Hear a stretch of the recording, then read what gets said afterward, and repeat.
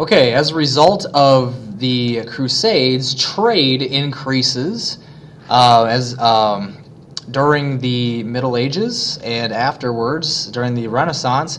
You have this trade route that was across land, or the Eurasian continent.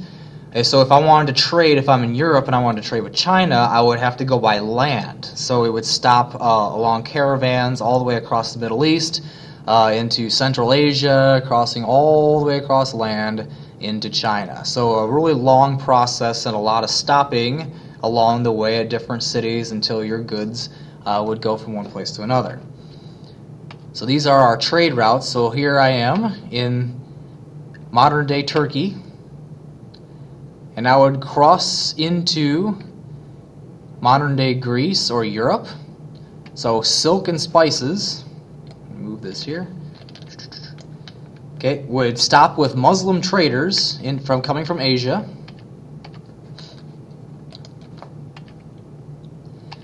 All right, and how they would all enter Europe would be through northern Italy. So silk and spices would meet with Italian merchants, and from northern Italy they would branch out into European countries such as Spain, France, England, and northern Europe. Okay, so the Eurasian trade routes, so it'd start with Asian traders, would stop with Muslim traders, then finally end up with the Italian merchants, and then spread throughout Europe as a result of Italy. So Italy, in northern Europe, becomes very, very, very wealthy, and this excess wealth helps fuel the Renaissance in Europe.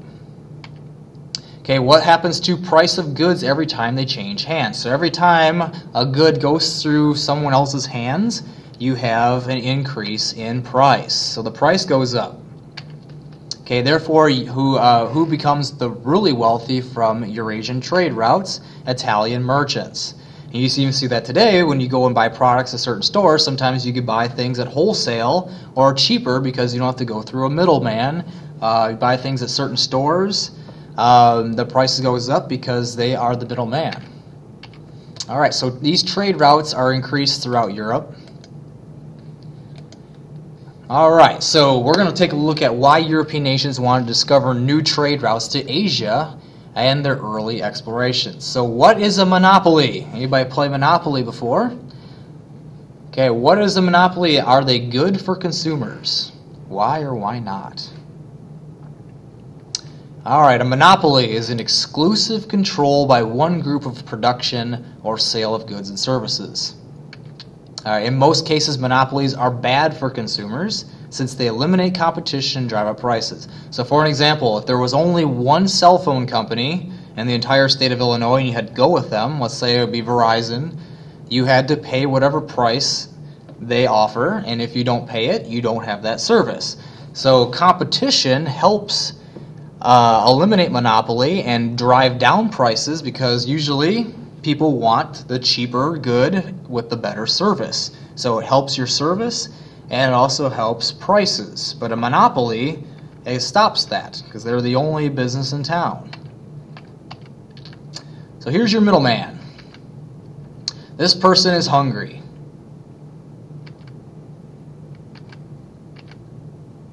He goes to the store and he's going to buy a Nature Valley healthy oats and nuts bar. Okay, the granola bar costs $1 at the deli. So how much would you get if you buy 18 granola bars at the deli? That would cost you $18. But if I go to a wholesale place like a Sam's Club or Costco, prices may be different. He goes in and buys it in bulk. Okay, at $12.79 a box for 18. All right, so how much money would you save if you bought a box of granola bars at Costco? I'll give you time to take out your calculator. You're going to save $5.21. So these box stores, they sell at wholesale to get rid of the poor middleman who's trying to make the extra money off of it. So that's called retail versus wholesale. Okay, retail versus wholesale. So it's always cheaper to buy from the wholesale if you have that option. Okay, therefore, what does it mean in economics to skip the middleman? That means to get rid of the retail or not go to the store and just buy it at wholesale. So can you save money by buying wholesale price instead of retail? Absolutely.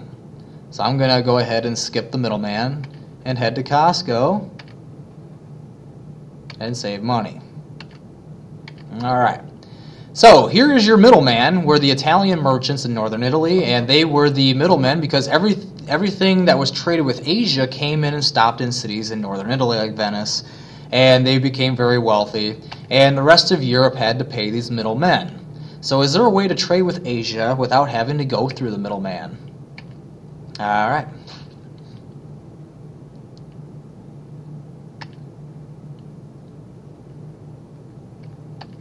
You can use Google Translate. I'm tired of paying Italians such high prices for Asian products.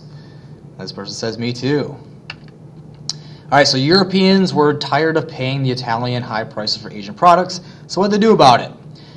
Well, not much of the globe at this time south of Africa was really discovered. They knew stuff existed out here.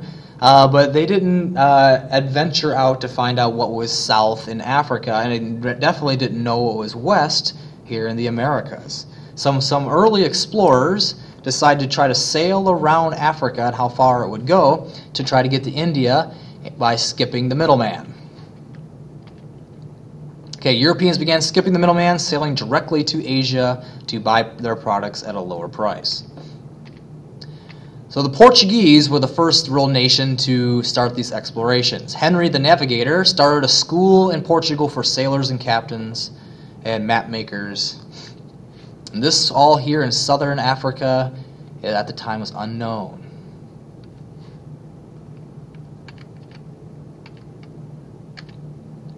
Here is Portugal. Here's India.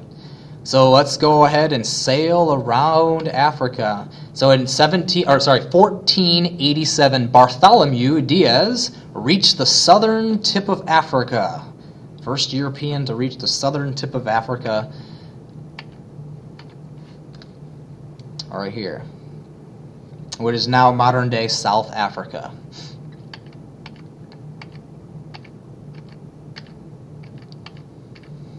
In 1497, Vasco da Gama sailed around Africa, reaching India. There he is. Africa was inhabited by several kingdoms, such as the Mali, the Ghana, and the Songhai. They were the center of trade routes between North Africa and West Africa. They were rich in gold, ivory, iron, and slaves. So slavery was happening in Africa. All right. And these empires were very wealthy because of their natural resources. Okay, so Portugal was the first country to bring African slaves to Europe. From 1441 to 1841, 11 million Africans were enslaved. So the Portuguese were bringing slaves to Europe, but eventually with the discovery of the New World, there's going to be opportunity to make money, and what you need is cheap labor. So Africa now is going to be exploited of its natural resources as well as its people when the New World is discovered and slavery is brought to the Americas.